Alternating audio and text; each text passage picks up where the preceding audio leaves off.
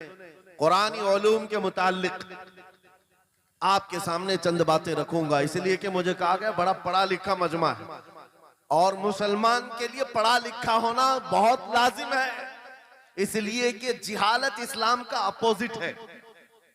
जिहालत इस्लाम का अपोजिट है। आपको एक बात मैं बताऊं, जब भी कहा जाता है दौरे इस्लाम, यानी हुजूर सल्लल्लाहु अलैहि वसल्लम की आमद के बाद के हालात को दौरे इस्लाम कहते हैं, उससे पहले वाले जमाने को दौरे जिहालत कहते हैं। जबकि इस्लाम का अपोजिट तो कुफ्र होना चाहिए, कुफ्र होना चाहिए। ये दौरे इस्लाम है और इससे पहले दौरे कुफ्र था। नहीं, दौरे इस्लाम से पहले वाले दौर को दौरे जिहालत कहते हैं, इसलिए कि बताना है इस्लाम और जिहालत दो अपोजिट चीजें हैं, दो अपोजिट चीजें हैं। जाहिल हो और मुसलमान हो उसे जेब नहीं देता। जिस कौम पर आने वाली किताब हिदायत का पहला लफ्ज इक़रा से शुरू होता है, इक़रा बिस्मि रब्बिकल लज़ी खलक़, कुरान का पहला लफ्ज जो आया है वो किस नाम से आया? पढ़ो अपने रब के नाम से, पढ़ो अपने रब के नाम से। और इल्म नहीं है तो कुछ नहीं है तुम्हारे पास। इमाम गजाली तो फरमाते अन्नासु कुल्लुहुम मौता इल्लल उलमा, ये सारे इंसान मुर्दा है, जिंदा अगर कोई है तो इल्म वाला है, इल्म वाला जिंदा है। और जिहालत की तारीकियों में भटकने वाले की मिसाल ऐसी ही है जैसे अंधेरी कोठरी में बैठा हुआ है, कहीं रोशनी का आने का इंतजाम नहीं, उसके सामने हलवा रखो कि गोबर रखो, दोनों बराबर है। जाहिल आदमी के लिए ऐसा ही है, कभी उसका हाथ इसमें पड़ेगा, कभी उसका हाथ इसमें पड़ेगा। जब नजर नहीं आ रहा है तो हलवा को गोबर समझकर खा लेगा और कभी गोबर को हलवा समझ के खा लेगा, गलाजत उसके लिए बराबर हो जाएगी। लेकिन इल्म को कहा गया अल इल्मु नूरुन, इल्म रोशनी है। जिसके पास इल्म आता है वो तमीज सीख जाता है, उसके पास अखलाक आ जाते हैं, वो हलाल और हराम के फर्क को समझने लगता है, बुरे और अच्छे के दरमियान फर्क मालूम होने लगता है। इसीलिए मेरे अजीजों, मुझे बड़ा गर्व है और फख्र है, हमारी ही खानकाह से ये आवाज आती है आधी रोटी खाएंगे और बच्चों को पढ़ाएंगे। बेशक, क्यों? बेशक। उस अजीम खानकाह से ये आवाज दी गई, क्यों? सिर्फ इसलिए नहीं कि तुम बड़े होकर के डॉक्टर बनोगे, इंजीनियर बनोगे। लोगों की नजर में अब बात यही रह गई है, पढ़ा इसलिए जाता है कि डॉक्टर बनना, इंजीनियर बनना है और कमाना है, बहुत कमाना है। इल्म जो है आज कमर्शियल बना लिया गया। इल्म इसलिए नहीं, इल्म इसलिए हासिल किया जाता है कि बंदा खुदा को पहचाने, बंदा अपनी हकीकत को पहचाने, जिंदगी गुजारने के उसलूब उसे मालूम हो जाए। इल्म इसलिए सिखाया जाता है। बहुत सारे लोग सिर्फ नौकरी के लिए समझते हैं कि इल्म हासिल करना चाहिए, नौकरी के लिए नहीं, अपने अखलाक को बुलंद करने के लिए इल्म आना बहुत जरूरी है। मेरे अजीजों, कुरान अज़ीम वो हिदायत की किताब तुम्हारे पास आई, इस कौम के लिए अलमिया नहीं है तो और क्या है, जो किताब उलूम का जखीरा है। आज दुनिया उस किताब पर रिसर्च कर करके नए इल्म और फनून हासिल कर रही है। उस किताब को तो हम मुर्दों पर पढ़ने के लिए रखे हैं। वो कुरान अज़ीम जो हिदायत की किताब और सारे उलूम का सर चश्मा है, उस किताब को कहां पढ़ते हैं? मैयतों में। किसी का इंतकाल हो गया तो तीजे में पढ़ेंगे, चहलुम में पढ़ेंगे, नवे में, 20वें में पढ़ेंगे। वो ईसाले सवाब के लिए सिर्फ रखा गया। और उससे थोड़ा आगे बढ़ गए तो कसम खाने के लिए कुरान। आओ चलो हम कसम खाते कुरान पे हाथ रख करके, कुरान पे हाथ रख के। मियाँ क्या कुरान कसम खाने की किताब है? कुरान की वो आयत मैंने सबसे पहले पढ़ी, अल्लाह फरमाता ज़ालिकल किताबु ला रैब फीही, ये वो किताब है जिसमें शक की गुंजाइश नहीं, और ये हिदायत है परहेजगारों के लिए। और कुरान में 3 जगह ये लफ्ज आया है, हुदल लिन्नास, हुदल लिल मुमिनीन, हुदल लिल मुत्तकीन। ये सारे इंसानों के लिए भी हिदायत है, ये सारे ईमान वालों के लिए भी हिदायत है और परहेजगारों के लिए भी हिदायत है। सब हिदायत अलग अलग अंदाज से हासिल करते हैं। बारिश एक ही है बरसने वाली, जमीनें अलग अलग हैं।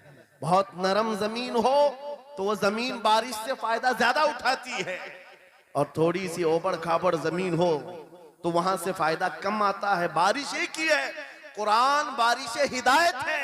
जिसके दिल की जमीन जितनी नरम होगी उतना वो उससे हिदायत उठाएगा, सुभान अल्लाह, बेशक, वाह उतना उससे फायदा उठाएगा। और आज हालात ये हैं, ऐ नौजवानों अपने दिल पर हाथ रख करके बताओ, कुरान कितने लोगों ने पढ़ा है? कुरान कितने लोगों ने पढ़ा? मैं हाथ नहीं उठवाता, किसी भी बात पर हाथ मत उठाया करो, ना ही झूठे हाथ उठाना है, ना सच्चे हाथ उठाना है, ना ही किसी और को शर्मिंदा करना है। अपने दिल पे हाथ रख करके बताओ कुरान कितनी मर्तबा पढ़ लिया? क्योंकि कुरान पाक, बहुत सारे लोग ये समझते हैं मदरसे में बचपन में एक बार पढ़ लिया तो उसका हदिया हो गया, खत्म हो गया है, अब इसके बाद फिर हमारी मैयत पे ही पढ़ा जाएगा। इसलिए तो कुरान के उलूम से नावाकिफ हो गए। अरे समझना तो दूर की बात, देख करके पढ़ना भी मुश्किल है। आज लोगों का देख कर पढ़ना मुश्किल हो गया। कुरान, तुम्हारे पास बहुत सारी किताबें नहीं है, बहुत सारे ग्रंथ नहीं, बहुत सारे वेद नहीं है जिनका शुमार ही नहीं है। तुम्हारे पास ओनली वन, एक किताब कुरान पाक, ऐसी महफूज किताब जिसके बारे में अल्लाह ताला खुद फरमाता है सूरह कमर में, वलक़द यस्सरनल कुरान लिज़िक्रि फहल मिन मुद्दकिर। हमने कुरान को याद करने के लिए आसान बनाया है कोई याद करने वाला? 4 बार ये आयत अल्लाह ताला फरमाता है कोई याद करने वाला? अल्लाह जब फरमा रहा है कुरान आसान है तो कौन कहता है ये मुश्किल है? हमने खुद अपने हाथों तबाही को दावत दी है। दर्स कुरान को अगर हमने न भुलाया होता, ये जमाने ने जमाना न दिखाया होता, वो जमाने में मुअज़्ज़ज़ थे। मुसलमान होकर आज हम खार हुए हैं, तारीके कुरान होकर आज हम छोड़े बैठे हुए हैं। कुरान अजीम को छोड़कर बैठना कितनी बड़ी गुमराही है। आज हालात ऐसे आ गए कि कुरान को बदलने की बातें होने लग गई। क्यों? तुम उठाते ही नहीं। 26 आयतें निकाल दो, 25 आयतें निकाल दो, इसमें ये बातें, उसमें वो बातें हैं। मुसलमान को तो पता भी नहीं है कौन सी आयतों के बारे में ये वावेला मचाया जा रहा है। अरे तुम पढ़ो, तुम्हारे लिए कुरान आया है। ये जितनी भी कॉन्फ्रेंसें हैं, मैं समझता हूं इसके बदले हर जगह सुबह व शाम कुरान पढ़ने और पढ़ाने का इंतजाम हो जाए। इस तरह के हजारों जलसों से वो अफजल है। बेशक, ये मैं नहीं कह रहा हूं, मेरे आका फरमाते हैं खैरुकुम मन तअल्लमल कुरान व अल्लमा। तुम में से सबसे बेहतरीन आदमी वो है जो कुरान सीखे और दूसरे को सिखाए। बेशक, बेशक, सबसे बेहतरीन आदमी वो है कुरान को सीखे और दूसरे को सिखाए। आज नौजवानों के अंदर एक बड़ी तादाद मुझे देखने को मिलती है, उनको छोटी छोटी सूरतें भी नहीं मालूम, कुरान देख करके पढ़ना भी नहीं आता। बचपन में हमारे माँ बाप ने हमको सीने से लगा करके कुरान मदरसा भेजने की आदत डाली थी, और जब स्कूल जाते थे तो बस्ता पीछे लगा के जाते थे। पता होगा, स्कूल जाते हैं तो बस्ता पीछे रख के जाते हैं, और कुरान पढ़ने के लिए जाते हैं तो सीने से लगा के जाते हैं। यह हमेशा से एक रीत रिवाज चला, बुजुर्गों का डाला हुआ कि बेटा कुरान हमेशा आगे होगा। लेकिन शऊर आने के बाद तुमने कुरान को पीछे डाल दिया, पीछे को आगे कर दिया। कोई इल्म ऐसा नहीं जो कुरान में मौजूद नहीं, कोई इल्म ऐसा नहीं। वला रतबिन वला याबिसिन इल्ला फी किताबिन मुबीन। मेरा मौला फरमाता है कोई खुश्की और तरी की बात ऐसी नहीं जो हमने कुरान में ना बयान की। वनज़्ज़लना अलैकल कुरान तिबयानन लिकुल्लि शै। रब फरमाता है हमने कुरान में हर चीज का वाज़ेह बयान उतारा है तुम पर। और सैयदना अब्दुल्ला इब्न अब्बास, मुफस्सिरीन के सरदार, रसूल पाक सल्लल्लाहु ताला अलैहि वसल्लम के चचेरे भाई हजरत अब्दुल्ला बिन अब्बास कहते हैं लौ ज़ाअली इक़ालु बईरिन लवजदतुहु फी किताबिल्लाह। कहते हैं अगर मेरे ऊंट की नकील की रस्सी भी गुम हो जाए मैं उसको किताबुल्लाह कुरान में ढूंढ लूंगा। क्या बात, वाह वाह वाह वाह, मैं उसको कुरान में ढूंढ लूंगा। उनके पास उलूम कुरान थे। और आप क्या समझते हैं कुरान में क्या नहीं है? साइंस की वो इजादात को अगर आप लेकर के बैठे, मैंने अपना पूरा बयान रिकॉर्ड किया है 2 साल कबल ही। यहां वक्त की किल्लत है, मैं आपके सामने अर्ज करता हूं। 16वीं सदी के बाद या 18वीं सदी के बाद साइंस की तरक्कियात ने अपना पैर जमाना शुरू किया है इस रुए जमीन पर। जबकि मेरे मुस्तफ़ा करीम सल्लल्लाहु तआला अलैहि वसल्लम की जुबान अक़दस से निकले हुए कलमात जो कुरान में मौजूद हैं, उठाओ और मैं बताता हूं, हर चीज का इल्म कुरान में मौजूद है। जब कोई सोनोग्राफी का इंतजाम नहीं था, ना सिटी स्कैन हो सकता था, ना एक्सरे का कोई इल्म किसी के पास था, उस वक्त कुरान कह रहा है एम्ब्रियोलॉजी के बारे में। क्या बात, एम्ब्रियोलॉजी क्या है? बच्चा पैदा होने की जो उसके नशो नुमा की जो मुद्दत होती है, किस तरह पेट में बच्चे की तख्लीक होती है।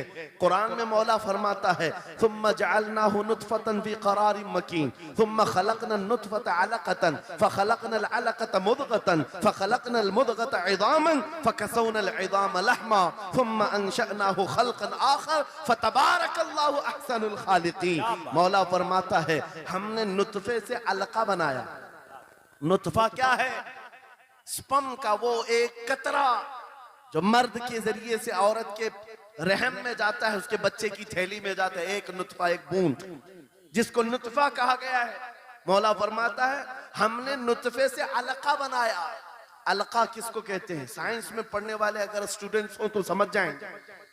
अगर कोई मेडिकल साइंस का कोई स्टूडेंट है तो उसे मालूम होना चाहिए एम्ब्रियोलॉजी में चिपचिपा हुआ च्युइंगम जो होता है उसको अलका कहते हैं अरबी में।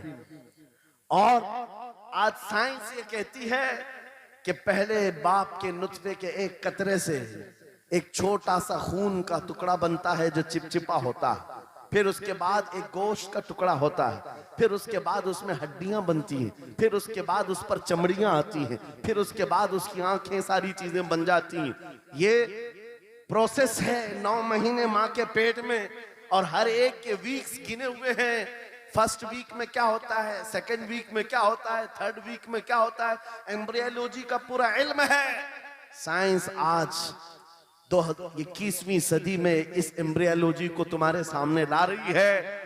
अरबों के उस दौर की बात कर रहा हूं जहां लोगों को घर बनाने का इल्म नहीं था, और कुरान माँ के पेट में पैदा होने वाले बच्चे की तख्लीकात बयान कर रहा है। नारे तकबीर, नारे रिसालत, फैज़ाने कुरान मुक़द्दस, फैज़ाने शेखुल मशाइख, नारे तकबीर, नारे रिसालत। वाह वाह। मशहूर साइंसदान है फ्रैंक प्रेस नाम से, जिसने ये थ्योरी दुनिया को बताई कि अर्दियात जमीन के अंदर जो वसात हो रही है। और उसके बाद उसने कहा था, फ्रैंक प्रेस नाम का अंग्रेज मौर्रिख और अंग्रेज साइंसदान ने कहता है जमीन जो है पानी के ऊपर है, और ऐसे ही पानी के ऊपर कोई चादर बिछा दी जाए तो कभी चादर इधर हो सकती है, कभी उधर हो सकती है। इस चादर को मजबूत रखने के लिए इस पर पहाड़ों का होना बहुत जरूरी है। ये 19वीं सदी में फ्रैंक प्रेस कह रहा है, और मेरा मौला कुरान में फरमाता है, अल्लाह ताला फरमाता है वल जिबाल औतादा, हमने पहाड़ों को मेख बना करके जमीन पर गाड़ा। क्या बात, वाह वाह, बेशक कि बेशक। जमीन को हिलने नहीं देते पहाड़। अर्दियात का इल्म, एस्ट्रोनॉमी के बारे में, एस्ट्रोलॉजी के बारे में कुरान में मौजूद उलूम आप पढ़ो। जूलॉजी के बारे में, जानवरों के उलूम के बारे में कुरान में पढ़ो। रब ताला परिंदों के उन अशकाल के बारे में बयान फरमा रहा है, ये झुंड के झुंड जाते हैं, जमात की जमात होती हैं। चूंटियों के बारे में पूरी सूरह मौजूद है। इनके खाना तकसीम करने का तरीका क्या है, इनके एक दूसरे को पुकारने का तरीका क्या है, इनमें जब एक चूंटी मर जाती है तो उसको दफनाने का तरीका क्या है। ये कौन बयान कर रहा है? ये कुरान बयान कर रहा है, कुरान पाक बयान कर रहा है। जब तरक्कियात इस कदर आगे आ गई कि मशीनों के सहारे से आज जर्रे को देखा जाता है, परखा जाता है, और फिर दुनिया को बताया जाता है ये हमारी तहकीक है, और कुरान उस जमाने में बयान कर रहा है। मेरे अजीजों, एक बात बताता हूं, 18वें पारे में सूरह नूर में एक आयत आई है, उस आयत के बारे में मैं बताता हूं बाद में। लेकिन 18वीं सदी में एक साइंसदान जो अमेरिका की सफर पर था, उसने अटलांटिक ओशियन में एक जगह ऐसी देखी जहां पर इतना अंधेरा है कि हाथ निकालो तो भी नजर नहीं आए, सूरज की रोशनी भी नहीं पड़ती। वापस आकर के उसने कहा मैंने एक ऐसी जगह दरियाफ्त की है जहां सूरज की रोशनी ही नहीं पड़ती और अपनी आंखों को कुछ नजर नहीं आता। अगर हाथ निकाल करके देखो, समंदर के बीचों बीच अटलांटिक ओशियन ये कोई तालाब का नाम नहीं है। ये लंबा सफर तय करके कोई एक जगह को ढूंढ लिया एक साइंसदान और आकर के दुनिया को बता रहा है मैंने एक ऐसी जगह मालूम की जहां पर खूब अंधेरा होता है, हाथ भी नजर नहीं आता। जब वो आकर के बताता है, एक आलिम रब्बानी ने कुरान की आयत पढ़ी। मौला कुरान में फरमाता है इज़ा अखरजा यदहु लम यकद यराहा व मन लम यजअलिल्लाहु लहू नूरन फमा लहू मिन नूर। कुरान में अल्लाह फरमाता ज़ुलुमातुम बअदुहा फौक़ बअद।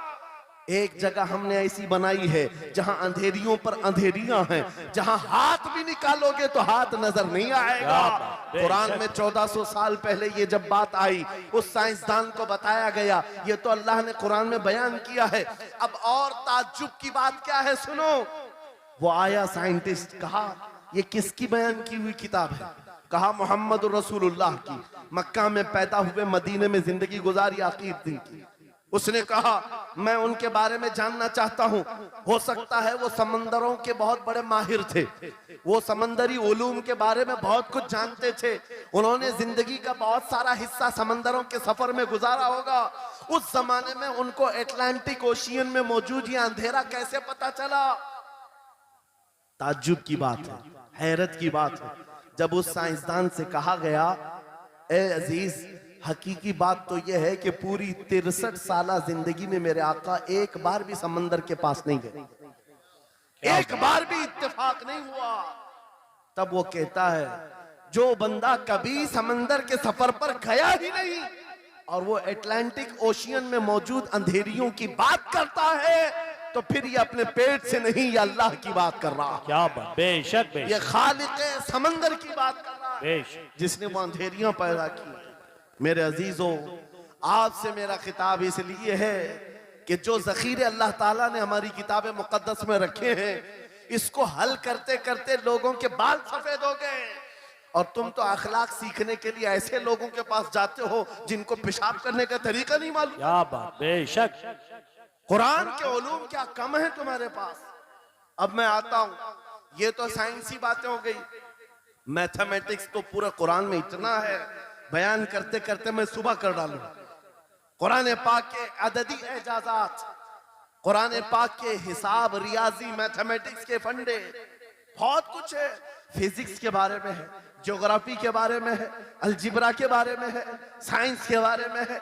ये तमाम उलूम तो एक मिसाल के तौर पर मैं आपके सामने रख रहा हूं। लेकिन अफसोस मैं उस कौम से बात कर रहा हूं जिस कौम ने कुरान को छूना भी बंद कर दिया है। जाकर के देखें, आज ही जाकर के देखें, घरों के अंदर तुम्हारे टीवी, फ्रिज और वॉशिंग मशीन तो धूल से साफ होंगे, रोजाना साफ करते होंगे। कुरान को हफ्ते हो गए कभी छुआ भी नहीं, गर्द जमी हुई, धूल लगी हुई है। कुरान के साथ ये नाइंसाफी बंद कर दो, कुरान के साथ ये दोहरा मेयार बंद करो।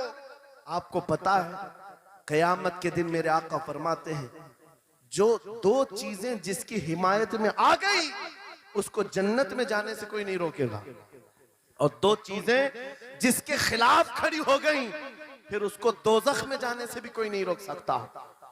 हुजूर से पूछा गया वो दो चीजें क्या हैं?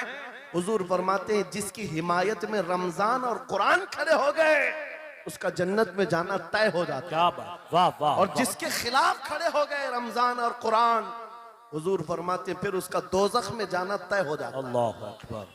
अल्लाह के रसूल, दानाए ग़ुयूब, कायनात के सरदार मेरे आका दुआ करते हैं, अल्लाहुम्मा जअलिल कुरान हुज्जतन लना ला हुज्जतन अलैना। ये मेरे नबी की दुआ है।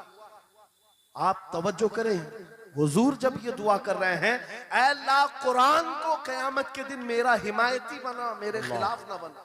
क्या बात, वाह। साहिब कुरान खुद कह रहे हैं कयामत के दिन इसको हमारे खिलाफ ना खड़ा कर, कुरान को हमारा हिमायती बना। ऐ लोगों, हम कौन सी जिंदगी गुजार रहे हैं आज? बहुत दूर हम आ चुके हैं, बहुत दूर हम आ चुके हैं। आज कुरान की तालीम को भी इतना सस्ता समझा जाता है, इतना सस्ता कि आपके पास अगर बच्चे के पास टाइम हुआ तो मदरसा भेजो, नहीं तो छोड़ो जाने दो। मदरसों में आने वाले वो बच्चे जिनकी नाक बह रही हो, कपड़े ढंग के ना हो, कारी साहब और हाफिज साहब खुद ही उसको साफ भी करें, खुद ही पढ़ा करके भी भेजे। क्या तुम अपने वक्त की मशहूर कॉन्वेंट स्कूल में भी इसी तरह अपने बच्चों को भेजते हो? वहां पर गैर हाजिरी से कितना डरते हो, अपनी छुट्टियां तर्क कर देते हो, रिश्तेदारों से मिलना बंद कर देते हो। नहीं, बच्चे की स्कूल छूट सकती है, लेकिन कुरान के साथ कैसा दोहरा सलूक है, कुरान के साथ कैसा मेयार है। आपको मैं बताता हूं, इमाम हमारे सिराजुल उम्मा इमाम आजम अबू हनीफा रज़ी अल्लाह ताला अन्हु अपने बेटे को जिस कारी कुरान के पास पढ़ने के लिए भेजा करते थे, कारी साहब ने इमाम आजम के बच्चे को पूरा कुरान पढ़ा दिया। नाजरा कुरान की बात कर रहा हूं। जब पूरा कुरान बच्चे ने पढ़ लिया तो इमाम आजम अबू हनीफा को ये मुबारकबादी दी गई कि आपका बच्चा पूरा कुरान पढ़ चुका है हाफिज साहब के पास। तो हाँ, इमाम आजम बड़े ताजिर थे अपने जमाने के। उन्होंने क्या किया, उस कारी साहब को 4 लाख दिरहम नजराने में भेजा। सुभान अल्लाह। कितना? 4 लाख दिरहम चांदी के सिक्के होते थे।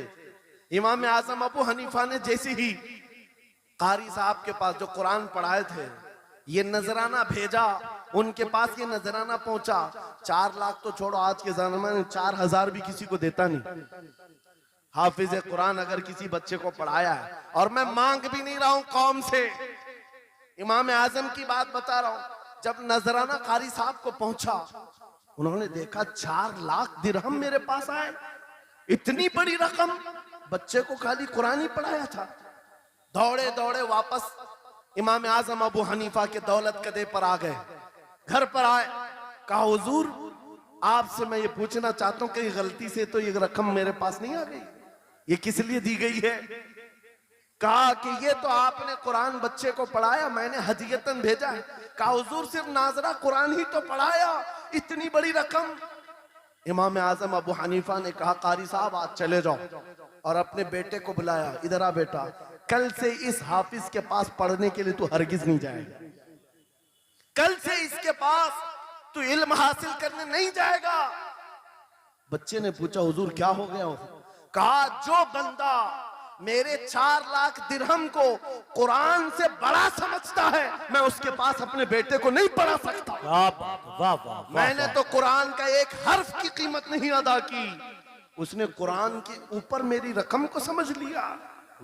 आज हमने कुरान को कहां समझ लिया है? वो इमाम आजम अबू हनीफा फरमाते हैं जो कुरान से ज्यादा माल को अहमियत देता है उसके पास बच्चों को पढ़ाओ भी मत, ना पढ़ाओ।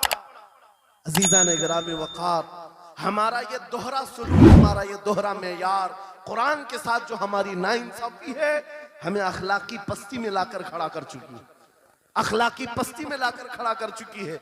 अरे हम देख रहे हैं आयरा गैरा नत्तू खेरा हमें सिखाने आ रहा है, बढ़ाने आ रहा है कि तुम्हें डेवलपमेंट के बहुत सारी चीजें बताई जाती हैं कि तुम्हारी पर्सनालिटी डेवलपमेंट क्या होती है। अलीगढ़ वाले तो नौजवान बहुत सारे जो स्टूडेंट्स हैं जानते होंगे, बीए कर लिया, एमए कर लिया, बीकॉम कर लिया, या कुछ भी कर लिया, डिग्री हासिल कर लिया।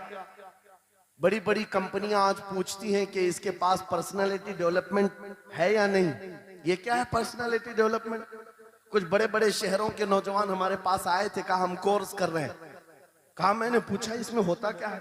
कहा इसमें सिखाया जाता है बैठना कैसा है, लोगों से मिलना कैसे है, खाने के लिए बैठे तो चम्मच कहाँ रखना है, बर्तन कहाँ रखना है, लोगों से हैंडशेक कैसे करना है, ये सारी चीजें सिखाई जाती हैं। मैं नौजवानों से पूछा कि अच्छा कितने महीने का? कहा कहीं 6 महीने का, कहीं साल भर का। कहा अफसोस है उस कौम पर जिसका रसूल आया था ये कहते हुए, वो इस्तुली उतम्मिम मकारिमल अखलाक, मैं सबसे बुलंद अखलाक सिखाने के लिए दुनिया में आया हूँ। उस रसूल की उम्मत आज ऐसे लोगों के पास अखलाक सीखने जा रही है जिसको हलाल और हराम की तमीज नहीं, जिसको खड़े होकर पेशाब करने में फख्र लगता हो, उसके पास तो ये अखलाक सीखने जा रहे हैं।